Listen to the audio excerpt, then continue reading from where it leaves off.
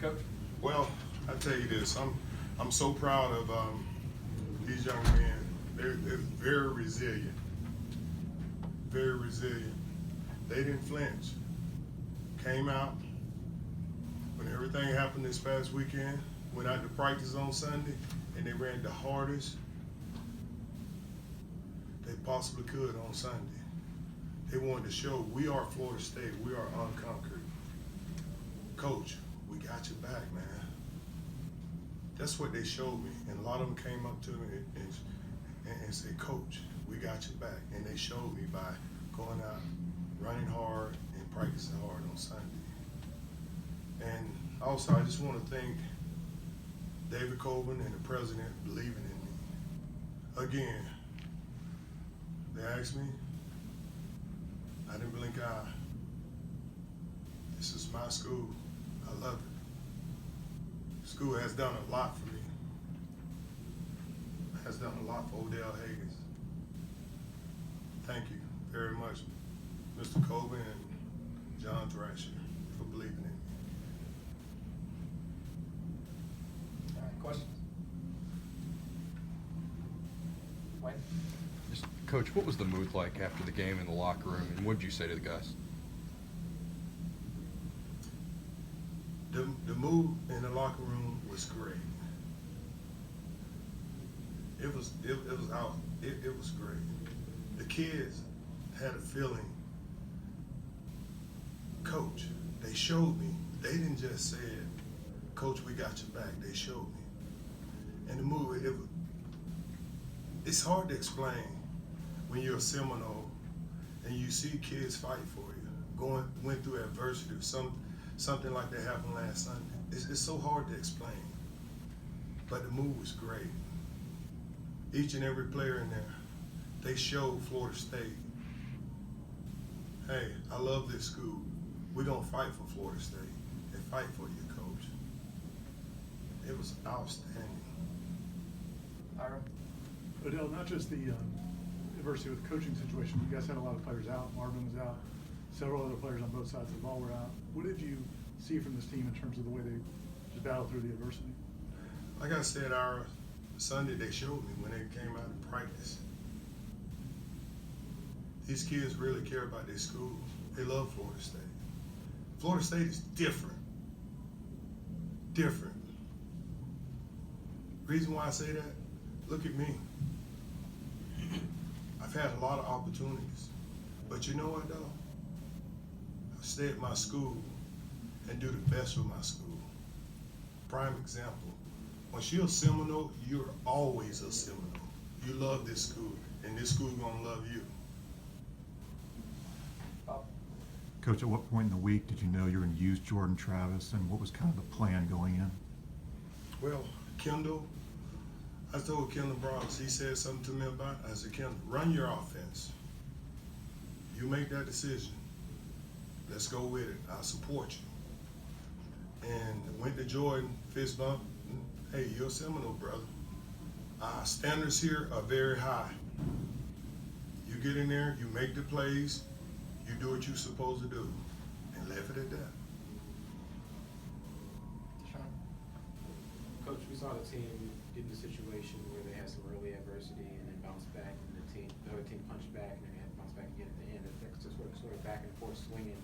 That's something that we haven't really seen from the team be able to come out on top of this season. I guess, what did it say about the guys at this time that they were able to rally, coming on top, especially with everything that's been going on this week? Yeah.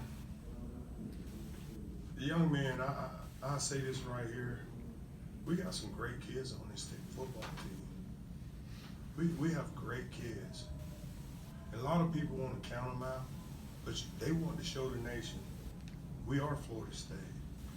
And Reed, like I told you, once you sign at Florida State University, it's different. People can say what they want to say about Florida State. You sign here, you fight for something. Brendan? Odell, Hampson announced everything finishes with 20, I guess upwards of 20 tackles. His physicality against that running attack, what did he do so well for you guys today? You know what he did? He made a commitment Sunday. He said, Coach, we're not going anywhere. Coach, this week of practice, I'm gonna have a great week of practice. I'm coming downhill. Don't worry, Coach. He said that. And the guy said to me, it's on a one way, the no way, N-O-L-E. And they believe that, on a one way, the no way. So Hampson made a commitment Sunday. He's one of the guys that came up to me and said that. So I appreciate Hampson. A great guy, hung in there with us. One of the leaders on this team. Could you talk about the last DJ's play? You know, they had tied it up, and DJ has that ability, but he hasn't been able to show it necessarily all the time. What was your view of his touchdown play? Well, like I said this morning, I was talking to the kids. When your number is called, make the play. Grow up, guys. It's time for this team to grow up as a family and fight for each other. And so, Kendall, and I told Kendall, he said something, I said, Kendall, call your game, man. Call your game. I said, these kids are ready. We had a meeting, special team meeting, 7 o'clock this morning. These kids up, flying out, flew for 3 hours, 2.5 hours yesterday. We had meetings up until 9 o'clock, 9:30. Not one kid came in there sleepy or anything. They came in there ready to go, bright-eyed. I knew at that point, when I stepped in there looking in their eyes, they was ready. So DJ was sick, got the flu, had to get an IV. I said, DJ, you all right? He said, Coach, I got you. So right there, I knew something special today was gonna happen. Which has a lot of really important open field tackles from some of your defenders. As a coach who values fundamentals, how pleasing was that to see those guys make some of those plays? It was awesome. Hey, I'll tell you what, you got to give those guys credit. Adazio. Adazio's a heck of a coach. He's offensive line coach by trade, but he's the head coach. Every time you play Boston College, you better bring your big boy pass. And I was telling the kids all week long, let's attack. I don't care what the situation is, let's attack the moment. Let's attack the moment. And they did exactly what we preached. And I told the coaches, I talked to the coaches, defense, let's attack. Offense, let's attack. Special team, let's attack.